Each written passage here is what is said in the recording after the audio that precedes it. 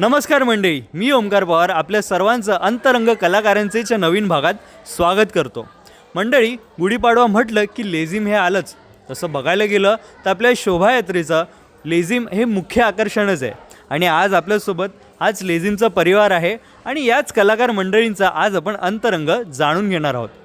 मंडळी, यंदाचं हे आपलं तब्बल 15वं वर्ष आहे आणि विपुलाताई आपल्या या शोभायात्रेच्या प्रवासात अगदी पहिल्या वर्षापासून आहे. ताई, मला सांग, आपल्या पहिल्या वर्षांमध्ये आणि या आता 15व्या वर्षामध्ये तुला काही असे विशेष बदल जाणवले आहेत का? बदल म्हटलंस तर मी आले इथे संतोष दादाने मला दिंडीत आणले आणि दिंडीतून मग माझा प्रवास चालू झाला तो लेझिममध्ये मुली गोळा करण्याचा प्रवास. म्हणजे मी त्यांना फक्त एका मुलीला संपर्क केला की बाबा मला लेझिममध्ये मुली हव्यात जास्त. मग त्या एकीने दुसरीला सांगितलं, मग दुसरीने तिसरीला सांगितलं. असे करून मी लेझिमच्या 20-24 अशा मुली जमा केल्या आहेत. मी पहिल्यांदा दिंडीमध्ये होती आणि लेझिममध्ये फक्त जेमतेम 24 मुलीच होत्या. तर जबरदस्ती संतोष दादा मला घेऊन आला की तू चल लेझिम खेळायला, लेझिममध्ये मुली खूप कमी पडत आहेत. तर एक टाईम तर असा होता की आम्हाला प्रत्येकाच्या घरी जावं लागत होतं की तुम्ही या लेझिम खेळायला या. त्यांच्या पॅरेंट्सना कन्व्हिन्स करावं लागत होतं की तुम्ही मुलींना लेझिममध्ये पाठवा. हा एक आपला गुढीपाडवा आहे, शोभायात्रा असते, तर नवीन वर्ष असतं, तर खूप उत्साह असतो. हे सगळं आम्हाला त्यांना सांगावं लागत होतं. त्यांचा खूप ओरडाही खाल्ला पॅरेंट्स लोकांचा. आणि आता अशी परिस्थिती आली आहे की मुलींना न सांगता स्वतःहूनच मुली येत आहेत. आणि आता पाठीमागे तुम्ही परिस्थिती बघालच की 25 ते 30 आता 60 जणं झालेत. तर असंच हा काउंट वाढत जाऊ देत बस. जसं पल्लवी म्हणाली की आधी 24-25च मुली होत्या, पण नंतर 60-70 मुली अजून म्हणजे येत राहिल्या, स्वतःहून आवड होती म्हणून. मग आता असं झालं आहे की जुन्या मुली वेगळ्या लोककला सादर करत आहेत आणि नवीन मुलींना संधी देत आहेत की तुम्ही लेझिम करा. पण आम्ही पण पहिल्यापासून लेझिममध्ये होतो, तर आम्हाला पण ते एक आहे की लेझिम तर करायचीच आहे दरवर्षी. मग एक असं असतं की जुन्या मुली लास्टचं 5 मिनटं वगैरे पटकन, म्हणजे एका दिवसात का होईना आम्ही शिकतो आणि शेवटचं 5 मिनटाचं एक लेझिम परफॉर्म करतो. मंडळी, बघायला गेलं तर लेझिम एक पारंपरिकच खेळ आहे, पण आपण त्यातसुद्धा काही ना काही नवीन आणण्याचा प्रयत्न करत असतो. तर आता मला सांगा की आपण लेझिम या खेळात कशा प्रकारे नाविन्य आणतो? नाविन्य सांगायचं म्हणजे पहिलं जेव्हा जॉईन झाली तेव्हा आपले जे शाळेत प्रकार केलेले आहेत तेच करत होतो. पण नंतर म्हटलं काहीतरी अजून नाविन्य दाखवावं, म्हणून माऊली ह्या डान्सवरती फ्युजन दाखवला. मग नंतर म्हटलं की दादाने सांगितलं जसं की ह्याच्यापेक्षा अजून काय करू शकतो जे आपण कुठेच बघितलेलं नाही आहे, त्याच्यापेक्षा काय नाविन्य दाखवू शकतो. मग नंतर दीपिकाने सांगितलं जसं की काय वेगळी संकल्पना आणू शकतो का अजून आपण. कमळ हे इथपासून आम्ही चालू केलेलं. नवीन फ्युजन बघायला गेलं तर प्लॉट नंबर 7मध्ये आम्ही माऊलीवर फ्युजन केलेलं. त्याच्यानंतर दादा बोला की लेझिमवर डान्स सगळेजणच करतात, काहीतरी अजूनही वेगळं हवं, म्हणून आम्ही एक ॲक्ट बसवलेला. तो ॲक्ट होता पुलवामा ॲक्ट. तो आमच्यासाठी स्पेशल होता. आणि मोठं चॅलेंज म्हणजे आमचं होतं की दरवर्षी आम्हाला नवीन मुलींना शिकवावं लागतं. लहानापासून मोठ्यांपर्यंत सगळ्या एज ग्रुप असतो, त्याच्यामुळे आम्हाला नवीन शिकायला A to Z असतात बघायला गेलं तर. आणि ह्या वर्षी पण जसं की गेल्या वर्षी आम्ही कृष्ण प्रतापवर केलेलं, तसं ह्या वर्षी पण आमच्याकडे लेझिममध्ये सरप्राईज आहे. त्यामुळे बघा गुढीपाडव्याला. आता बघायला गेलं तर गुढीपाडवा जो सण आहे तो येतो एप्रिल आणि मार्चच्या महिन्यामध्ये, जो म्हणजे असतो परीक्षेचा काळ. ह्या सर्वजण तुम्ही कसं मॅनेज करतात? घरातल्या गोष्टी असतील, परीक्षा असतील, तर तुम्ही सर्वजण कसे मॅनेज करायचे? परीक्षेचं म्हटलं तर त्याच टायमाला 10वी आणि 12वीची एक्झाम्स असतात, त्याच्यामुळे खूप डिफिकल्ट होतं की आम्ही सराव करू शकतो.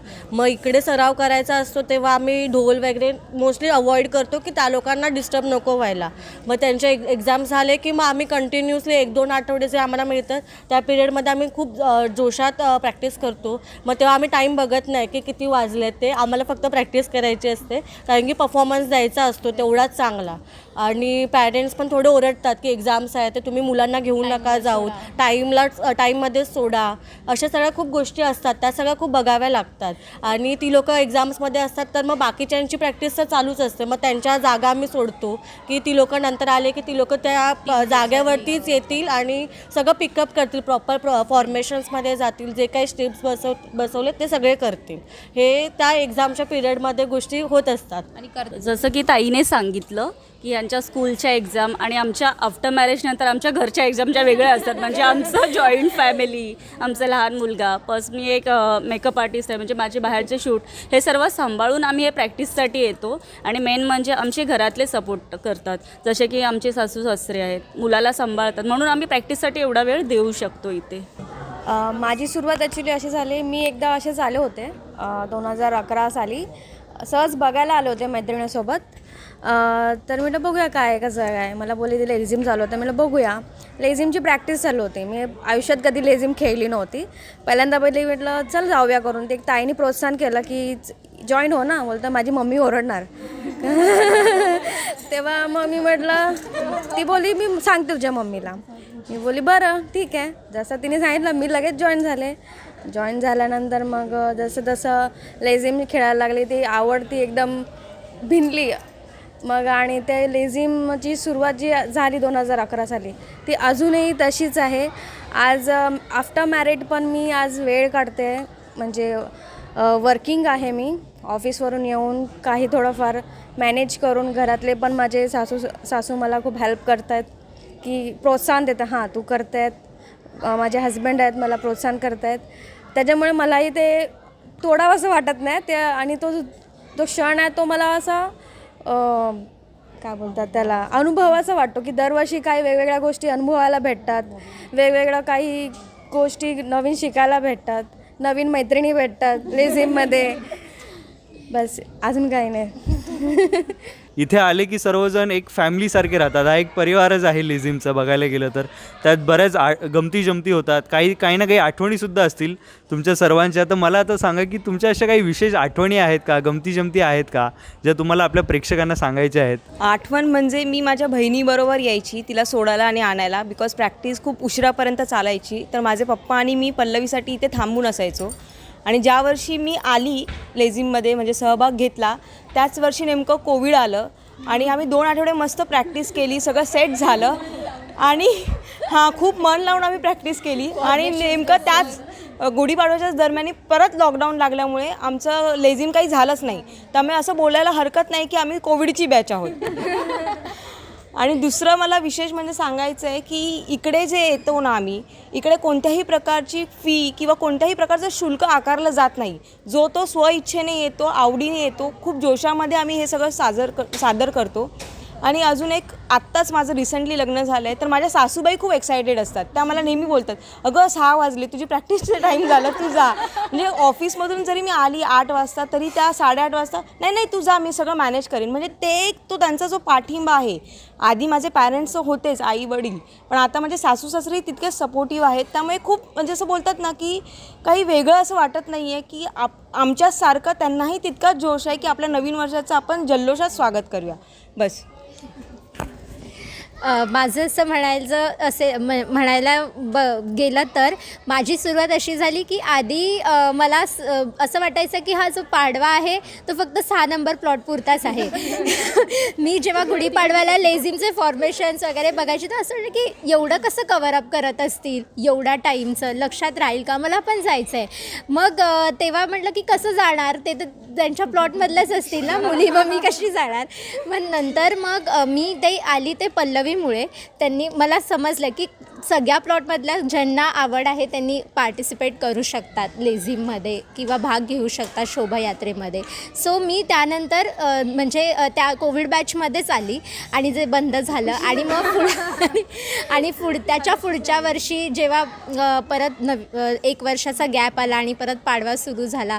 सो मी खूप एक्साइटमेंट होती लेझिमसाठी वगैरे, प्रॅक्टिससाठी यायचं असेल तर. आता मी तर वर्किंग आहे, तर माझं असं असतं की लवकर तिथे काम संपवायचं आहे आणि लगेच लॉग आउट मारून इथे लवकर यायचं आहे. सो मला खूप आवड आहे लेझिमची आणि काही नवीन करता येईल असं, त्याच्यामध्ये काही एनर्जेटिक आम्ही करू शकतो असं पाडव्यासाठी. हां, आणि पाडव्याची सुट्टी म्हणायला गेलं तर जेव्हा नवीन वर्ष सुरू होतं तेव्हा पहिला बघितलं जातं की पाडवा कधी आहे, मार्च की एप्रिल. ते कुठल्याही डेटला येऊ दे, 3-4 महिने आधी सुट्टी कन्फर्म. पूर्ण आठवडाभर सुट्टी घ्यावी लागली तरी चालेल, पण पाडव्यासाठी सुट्टी पहिली असते. आणि कारण की तेवढं आपली मेहनत असते त्याच्यामध्ये आणि ते असतं ना की कुठल्या कारणामुळे आपल्याला तो म्हणजे होतं ना तो सण अटेंड करता न यावा असं काही होऊन नाही द्यायचं असतं म्हणून. आणि आठवणी म्हणायला गेलं तर जेवढे आमचे प्रॅक्टिस होतात तर एकदा पाडवा संपला ना की त्या सगळ्या गोष्टी अशा आठवतात. खूप नवीन मैत्रिणी माझ्या झाल्यात पाडव्यामुळे तरी आणि दोघींना तर सोडतच नाही आहे. आणि दुसरं म्हणायला गेलं तर माझंच तर असं असतं की कशातही पार्टिसिपेट केलं तर आम्ही जे तेवढा टाईम स्पेंड करतो, आम्ही जेवढे प्रॅक्टिस करतो ते घरी जाऊन जेवताना सगळं आठवतं आणि हसतच असते. तर सगळ्यांनाच वाटतं की मला वेळ लागला आहे का. तर मला एवढंच म्हणायचं होतं. पाडवा म्हटलं की तयारी हे आलीच. तर आता मला तुम्ही सांगा, पाडव्याच्या दिवशी तुम्ही सर्वजण तयारी कशी करता? तयारी म्हटलं तर म्हणजे झोपच येत नाही, त्या दिवशी झोपच लागतच नाही.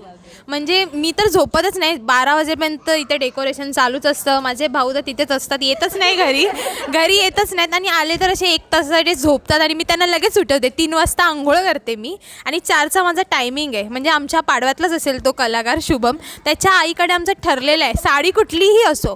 माझं एक आहे की मी नवीन साडी दरवर्षी घेते. मग ती किती पैशांची, आई एवढं ओरडते पण दरवर्षी मी साडी नवीन घेतेच. मग ती सगळी तयारी त्या काकींना माहिती आहे. काही झालं तरी ना आम्ही आदल्या दिवशी त्यांना जाऊन सांगतो, काकी आम्ही उद्या 4 वाजता येणार आहे. मग तुमच्याकडे किती जणी असले तरी चला, आम्ही दोघी येणार आहोत बस. मग त्या काकींनी ऑलरेडी 3 वाजता त्या उठलेल्या असतात. मग आम्ही तिथे जाऊन साडी घालतो. त्यात पण सोडायची कसरत असते तिथे. एवढ्या त्या रस्त्यात ना तो जाण्याच्या आधी कुत्रे असतात. सो भाऊ आलेलेच असतात 2-3 वाजता. त्यांना उठवायचं परत 1 तासासाठी, मला जरा सोडून ये तेवढं. मग मी माझी येते 6 वाजता रेडी होऊन. असं आमचं चालू होतं. बाकीच्या तर सांगतीलच त्यांची सुरुवात कशी असते. मला एक सांगायचं आहे, म्हणजे मी लेझिममध्ये असायचे तर मी खूप वर्ष लेझिम केलं आहे. त्याच्यामुळे मला माहिती आहे की मयूर दादा आम्हाला शिकवायला यायचा, म्हणजे अजून पण येतो तो. आणि तो दरवर्षी असतो. तो आधी आम्हाला असं बोलायचा, ओरडायचा की मी नाही येणार पुढच्या वर्षीपासून, तुम्ही लोक बरोबर करत नाही, मी येणारच. त्याचा डायलॉग फिक्स असायचा, बोलायचा मी पुढच्या वर्षी दुसरीकडे जातोय राहायला, मी येणारच नाही असं बोलायचं. आणि दरवर्षाला तर म्हणजे लिटरली मला लक्षात आहे की मी आहे ना त्याच्यामुळे तो एवढा ओरडायचा ना की मी 1-2 वेळा खूप रडली पण आहे. काय सगळेच रडले पण आम्ही एवढे निर्लज्ज आहोत की दुसऱ्या दिवशी परत यायचं. दुसऱ्या दिवशी नाही, त्याच्यानंतर लगेच 5 मिनिटात रडून झालं. आम्ही येतोय आम्ही नाही सोडू शकत आम्ही लेझिम नाही सोडू शकत. मग कितीही ओरडा देऊ. अजून एक किस्सा असा आहे की लेझिम कसं दुपारी 11च्या किंवा 12च्या नंतर असं होत होतं. तर तेव्हा मुलींना सांगितलं होतं सॉक्स घाला, का तर चटके लागतात. पण मुलींना काय त्यांचं लुक चेंज होत होता, त्यामुळे काय मला नऊवारीवर सॉक्स का घालणार, आमचे फोटो चांगले येणार नाही. त्यामुळे म्हटलं अर्ध्या पोरीने तर सॉक्स घातले नाही, लहान पोरी बिचारे शाण्या त्याने सॉक्स घातले, आम्ही मोठ्या पोरी कोणी सॉक्स घातले नाही. त्यामुळे एवढं तो डांबरी रस्ता एवढा तापला होता, ज्यामुळे पोरींना चटके एवढे लागत होते. ते चटक्यांमध्ये ते 1-2 आवाज, ते आपले रडत ते 1-2 आवाज करत त्याने ती लेझिम संपवली. एक्झॅक्टली त्यांना पायाला पुन्हा पायाला फोड येईपर्यंत त्यांना रडकुंडीला आले होते आणि पायाला अक्षरशः फोड आले होते त्यांना. की तो एक किस्सा कधीही विसरू शकत नाही. दरवेळी तो किस्सा आम्हाला आठवतो. एवढं ऊन असतं की त्या उन्हामध्ये आम्ही पूर्ण काळे पडतो, पूर्ण असा आकार आलेला असतो अंगावरती, कपड्यांचा मार्क असतो, एवढं ऊन असतं आणि त्या उन्हात आम्ही करत असतो. पण तो आनंद एक खूप वेगळा असतो. लागून पण यायचं असलं असतं. हो. आता 2-3 वर्षापूर्वीच आम्ही असं नवीन हे स्कूटी रॅली, म्हणजे स्कूटी सगळ्या मुली अशा छान नटून नऊवारी नेसून फेटे वगैरे बांधून एकदम छान स्कूटीवरती सगळ्या रॅली काढतात. बाईक पण चालवतात आमच्याकडे, बुलेट वगैरे पण चालवतात मुली छानपैकी. तर पहिलाच वर्ष होता आणि आम्ही जास्त नव्हतो तेव्हा पण स्कूटीवाला पण होतो. आणि विपुला अशी जराशी नवीनच शिकली होती स्कूटी आणि जरा रुसली आमच्या दादावर की स्कूटी दिली नाही तिला चालवायला. आणि आमचं लेझिम वगैरे झाला आणि आम्ही परत ती पुढे स्कूटी रॅली कंटिन्यू करत होतो. आणि मॅडम अशा छान जरा स्टाईल मारायला गेल्या आणि पडल्या, जरा पाय मुरगाळला होता बिचारीचा, पण ठीक आहे. पण त्यानंतर आम्ही एक छान अजय देवगण स्टाईल परत आली, रडली ती ॲक्च्युली. ती पण पाडव्या दिवशी पण तिचं रडून वगैरे सगळं झालं, परत आली आणि परत मग तिने नाही आता फोटो वगैरे काढायचे तर परत स्कूटीवर वगैरे, मग फोटो इम्पॉर्टंट होता. म्हणजे मी दोन बाईक रॅलीमध्ये ना, पूजा आणि पल्लवीच्या बाईक रॅलीमध्ये असं अजय देवगण सारखी पोज दिलेली. तो फोटो खूप छान होता पण, आणि अशा खूप छान आठवणी आहेत आणि अजून रिक्रिएट करायच्या. तर मंडळी, या सगळ्या गमती जमती आणि आठवणी काही संपणार नाहीत. आणि तुम्हाला जर का ह्यातला भाग व्हायचा असेल तर भेटायला विसरू नका येत्या 9 एप्रिलला, म्हणजेच गुढीपाडव्याला, जल्लोष नववर्षाचा 16 मराठी संस्कृतीचा. तर घरातलं थोडं लवकर ॲडजस्ट करायचं, प्रॅक्टिसला यायचं, परत जाऊन सगळं आवरायचं. ही जी मजा आहे गंमत महिनाभराची, ती खूप एकदम अस्मरणीय आहे. ते आपण नक्कीच ती जोपासायला पाहिजे.